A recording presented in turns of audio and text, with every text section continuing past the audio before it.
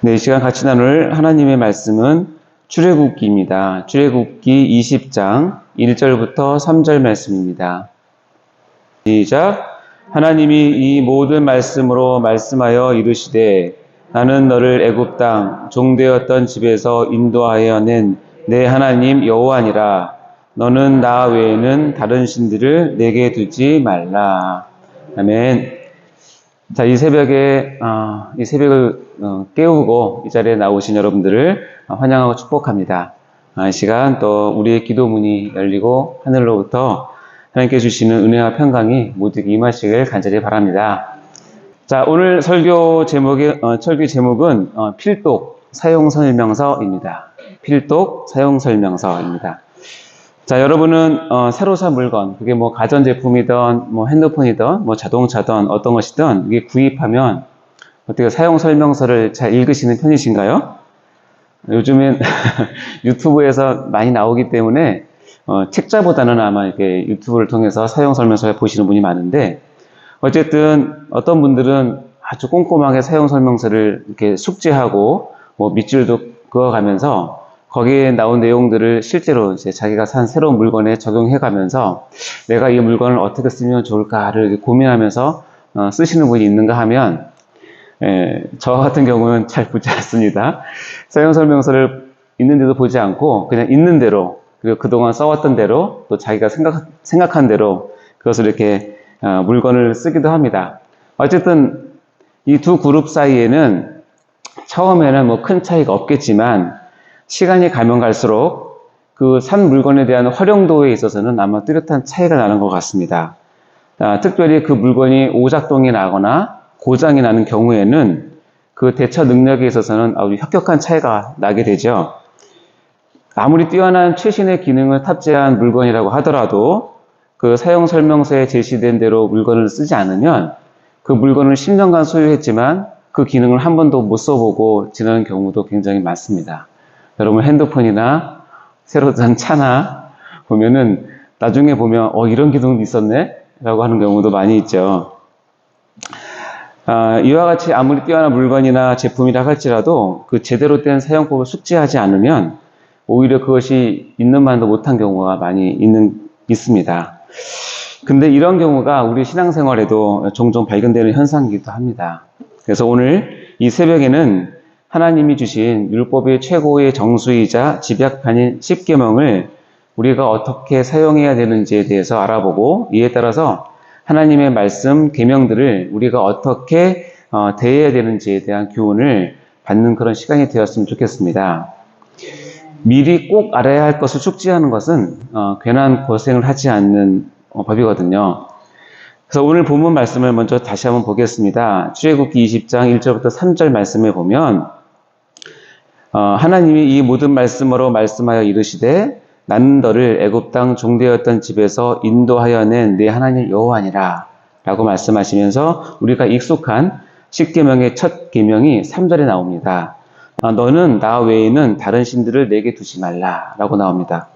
물론 출애굽기 20장에는 십계명이 1절부터 17절까지 쭉 설명이 되어 있습니다. 근데 우리가 이제 잘 아는 첫 번째 계명이 1절부터 나오는 것이 아니라 보면 3절부터 나오게 되죠. 이 3절부터 시작해서 17절까지 10개의 계명을 기록을 하고 있고, 이것을 우리가 흔히 십계명이라고 얘기를 합니다. 지금은 제한된 시간 관계상 이 십계명을 다 다루지 못해서 많이 아쉬운데요. 이 십계명은 굉장히 중요합니다. 그럼에도 불구하고 앞에 1절과 2절은 바로 첫 계명으로 바로 들어가지 않고 무엇인가 이 십계명의 서언이라고 하는 부분이 기록이 되어 있는 것이죠. 이 서언이 바로 그 뒤에 나오는 십계명을 너희가 어떻게 사용하라라고 하는 사용 안내서, 사용 설명서와 같은 역할을 한다는 것입니다. 그럼 먼저 십계명의 중요성에 대해서 같이 먼저 알아보도록 하겠습니다. 십계명은 왜 중요할까요? 크게 두 가지 이유에서 중요하다고 하는데, 첫째는 십계명은 하나님께서 친히 쓰신 글이기 때문에 그렇습니다. 이 성경의 모든 말씀은 여러분 다 아시겠지만 하나님께서 택하신 인간 저자들이 하나님의 감동을 받아서 자기의 손으로 하나님의 말씀을 기록한 것입니다. 그래서 하나님의 말씀이긴 하지만 이 성경에 나와 있는 모든 글씨는 실은 글씨는 인간 저자가 쓴 글씨이죠. 그렇지만 십계명은 그렇지 않다고 성경은 강조하고 있습니다. 아마도 이 십계명의 중요성 때문에 그런데요. 우리 출애굽기 31장 18절에 보면 이런 말씀이 있습니다.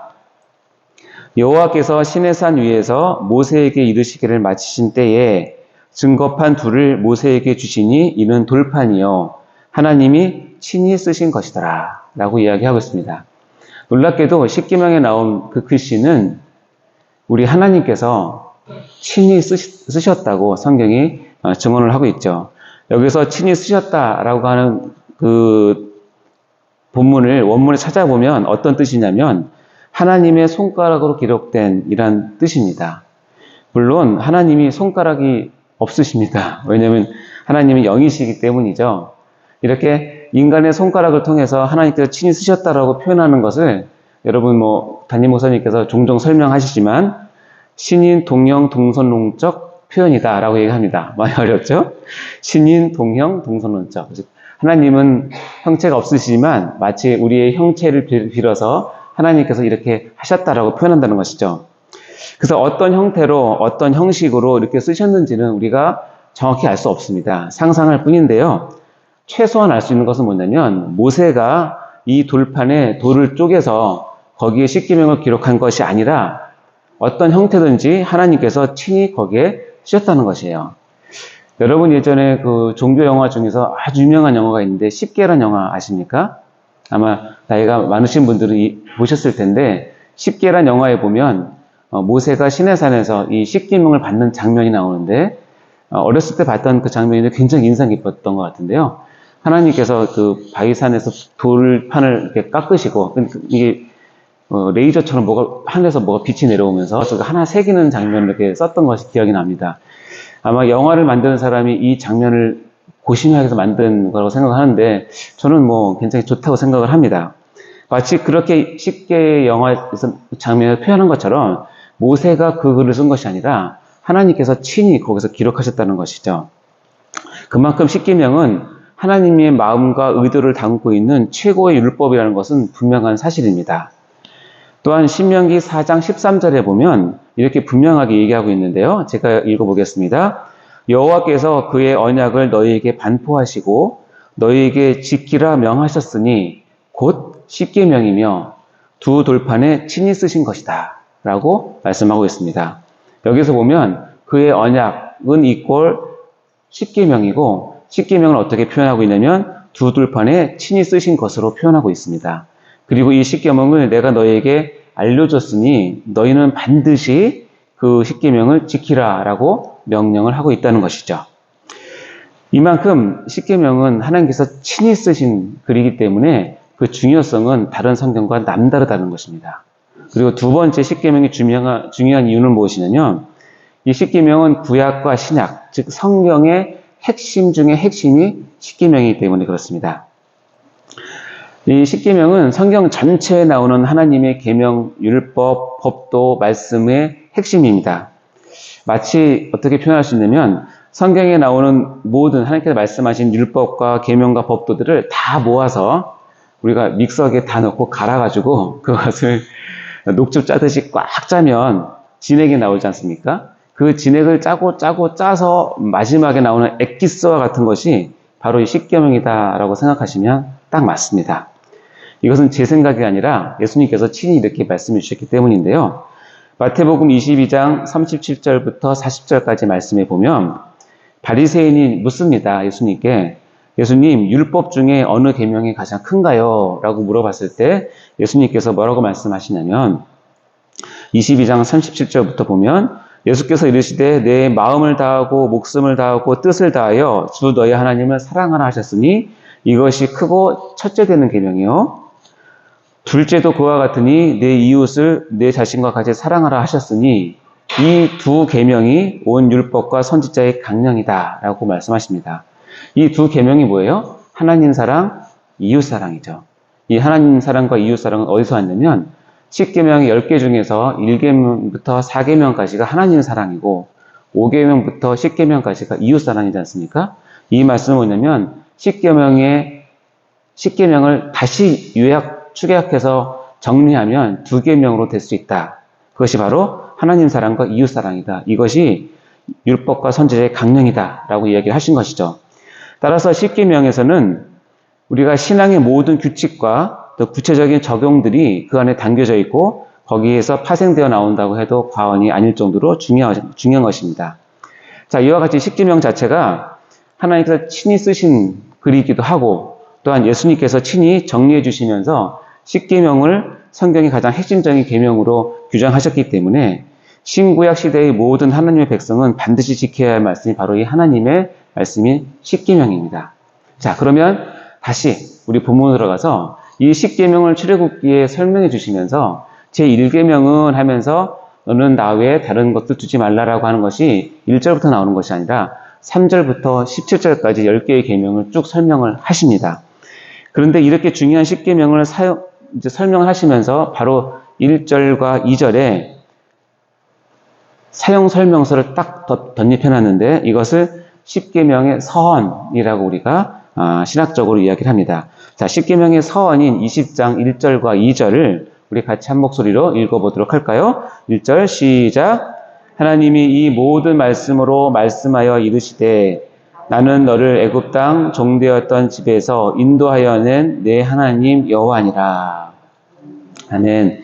이 두 구절을 이해하는 것은 그 뒤에 나오는 십계명뿐만 아니라 이제는 십계명으로부터 파생되는 신구약의 모든 율법, 계명, 명령, 말씀들을 지킴에 있어서 같이 적용되는 아주 중요한 사용 설명서입니다. 즉 바른 자세와 이해를 가지고 올바른 신앙생활을 하는데 이 십계명의 서언은 굉장히 중요한 사용 설명서 또는 길라잡이가 된다는 것이죠.